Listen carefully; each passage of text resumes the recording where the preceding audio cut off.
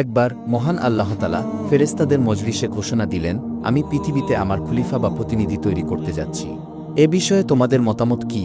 তখন ফেরেশতারা বলল, আপনি আবার কেন আর এক জাতি এবং প্রাণী সৃষ্টি করতে চান যারা পৃথিবীতে গিয়ে ঝগড়া ফ্যাসাদ ও খুনখারাপিতে লিপ্ত হবে? তার চেয়ে আমরাই তো আপনার গুণকীর্তন ও পবিত্রতা বর্ণনায় দিনরাত ব্যস্ত থাকি, এটি কি উত্তম নয়?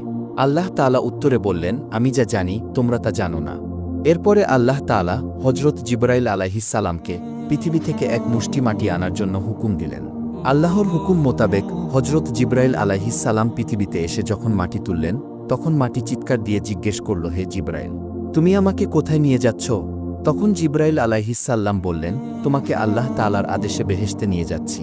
সেখানে তোমার দ্বারা আল্লাহ তাআলা এক নতুন মাখলুক সৃষ্টি করবেন। তখন মাটি বলল, তুমি আমাকে নিও না, আমাকে রেখে দাও। কারণ যে জাতিকে আল্লাহ সৃষ্টি করবেন তারা আবার নাফরমানি করে আল্লাহ তাআলার শাস্তি ভোগ করবে। আমি তাদের শরীরে থাকলে সে আযাব ভোগ করতে পারব না।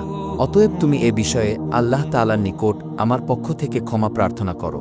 অতঃপর হজরত জিবরাইল আলাইহিস সালাম মাটির কথা শুনে খালি হাতে আল্লাহর দরবারে ফিরে গেলেন এবং আল্লাহর নিকট মাটির আবেদনের কথা বললেন। তখন আল্লাহ তাআলা হজরত মিকাইল আলাইহিস সালামকে পৃথিবীতে প্রেরণ করেন এবং তিনিও মাটির কাকুতি মিনতির কারণে খালি হাতে আল্লাহর দরবারে ফিরে গেলেন। এভাবে ইসরাফিল আলাইহিস সালাম ও ফিরে গেলেন।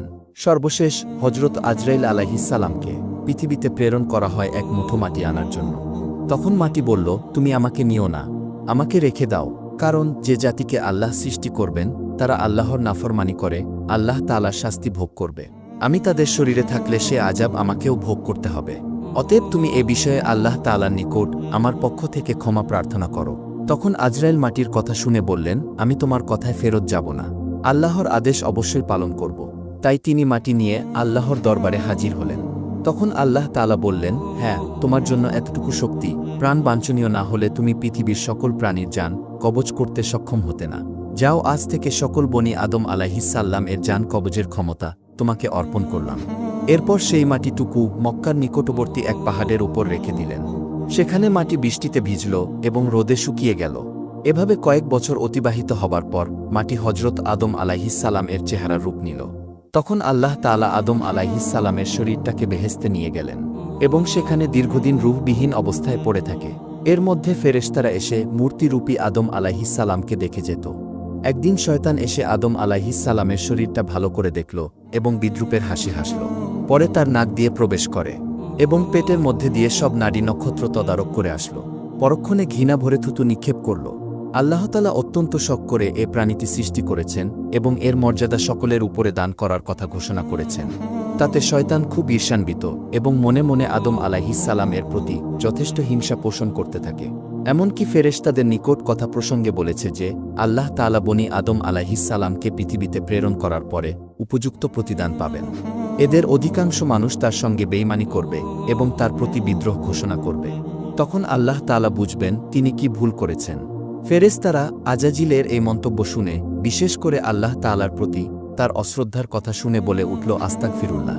একসময় আল্লাহ তাআলার ফেরেশতাগণের মধ্যে সর্বশেষ মর্যাদাবান ফেরেশতা হজরত জিবরাইল আলাইহিস সালাম, হজরত মিকাইল, হজরত ইসরাফিল আলাইহিস সালাম ও হজরত আদম আলাইহিস সালামকে হুকুম দিয়ে বললেন, তোমরা আরশে আজিম থেকে আদম আলাইহিস সালাম এর রূহ এনে তার দেহের মধ্যে ঢুকিয়ে দাও। অতঃপর ফেরেশতাগণ আল্লাহ তাআলার আদেশক্রমে নূরে মুহাম্মদে পরিপূর্ণ আদম আলাইহিস সালামের রূহ মূল্যবান হীরা জহরতের পাত্রে করে দেহের নিকটে নিয়ে আসেন। আসমান জমিনের সব ফেরেশতা এসে আনন্দে মাতোয়ারা হয়ে গেল।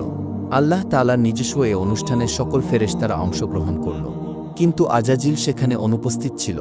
এ অনুপস্থিতি দ্বারা তার মনোভাবের অনেকটা দ্বিমত প্রকাশ ঘটে এবং ফেরেশতারা এটি নিয়ে আলোচনা করেছিল। আল্লাহ তাআলা তাদেরকে বললেন, তাকে তার ভাগ্য নিজ হাতে গড়ে নিতে দাও, আর তোমরা তোমাদের কর্তব্য সম্পাদন করে যাও। অতঃপর রূহকে আদম আলাইহিস সালামের শরীরে উপবিষ্ট হতে বলা হয়। সে বলল, হে রাব্বুল আলামিন, আমি রূহ নূরের তৈরি আর এ শরীরটা মাটির তৈরি, তাই এর মধ্যে আমি কিভাবে থাকব?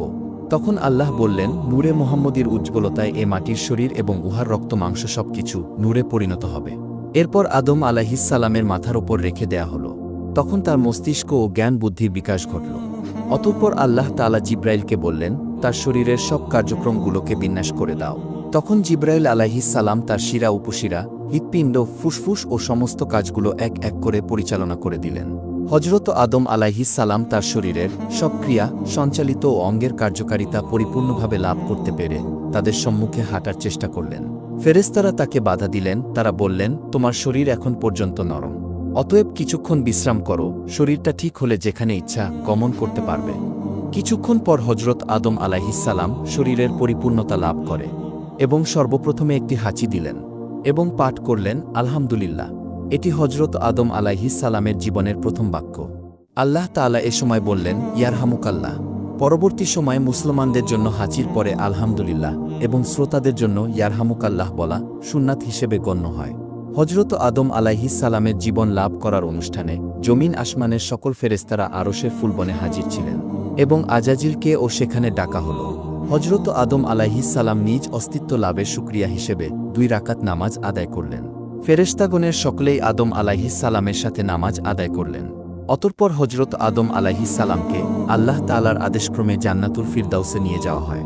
সেখানে হজরত আদম আলাইহিসসালামকে পূর্ণ স্বাধীনভাবে চলাফেরা, থাকা ও উপভোগের অধিকার দেয়া হল। হজরত আদম আলাইহিসসালাম বেহেশতের অফুরন্ত নেয়ামতের মধ্যে থেকে দিন-রাত শুধু ইবাদত বন্দেগীর মাধ্যমেই কাটাতেন। বেহেশতের হুর গেলমান দ্বারা তাকে ভ্রমণের আনন্দ গ্রহণের জন্য নতুন নতুন পথ দেখালেন। কিন্তু হজরত আদম আলাইহিসসালাম কোনো কিছুর দিকে তেমন আকৃষ্ট হলেন না। শুধু ইবাদত বন্দেগী ও নীরবে বসে সময় কাটিয়ে দিতেন। প্রাণীজগতের চিরাচরিত স্বভাব থেকে তিনি মুক্ত থাকতে পারলেন না। তিনি বেহেশতের অফুরন্ত নেয়ামতের মধ্যে থেকেও সঙ্গী সাথীর অভাব বোধ করলেন। তাই তিনি নিরাপদ জীবন যাপন করে যেতে লাগলেন। আল্লাহ তাআলা এ বিষয়ে অবগত ছিলেন, তাই একদিন তিনি জিবরাইল আলাইহিসসালামকে আদম আলাইহিসসালামের নিকট প্রেরণ করলেন। জিবরাইল আলাইহিসসালাম আদম আলাইহিসসালামের কাছে গিয়ে জিজ্ঞেস করলেন, ভাই আদম, বেহেশতে আপনার কি রকম লাগছে? উত্তরে আদম আলাইহিসসালাম বললেন, সবই ভালো লাগে। চতুর্দিকে তৃপ্তিকর পরিবেশ এবং হুর গেলমান এর পরিচর্যা প্রশংসাযোগ্য। তবু প্রাণে যেন কিসের এক অভাব অনুভব করছি, যা আমি আপনাকে বুঝিয়ে বলতে পারব না। আপনি আল্লাহ তাআলার নিকট থেকে জেনে নিবেন এটা কিসের অভাব অনুভব করছি। তখন জিবরাইল আলাইহিসসালাম বললেন, হ্যাঁ, আমি আপনার এ অভাবের খবর জানি। আল্লাহ তাআলা আমাকে এ অভাব পূরণ করে দিবার পদ্ধতি বলে দিয়েছেন। আমি শীঘ্রই সে ব্যবস্থা গ্রহণ করছি। এ বলে জিবরাইল সেদিনের মতো চলে গেলেন। পরের দিন ফজরের পূর্বে জিবরাইল আলাইহিসসালাম আল্লাহ তাআলার নির্দেশক্রমে হজরত আদম আলাইহিসসালাম এর ঘুমন্ত অবস্থায় তার নিকট এসে বিনা অস্ত্রোপচারে কুদরতি কায়দায় তার বাম পাজরের একখানি হাড় বের করে নিলেন। অতঃপর উহার উপর রক্ত, মাংস এবং চামড়ার আবরণ দিয়ে জোরে ফুঁক দিলেন। অমনি সেটি এক অপরূপ নারী আকৃতিতে পরিণত হল।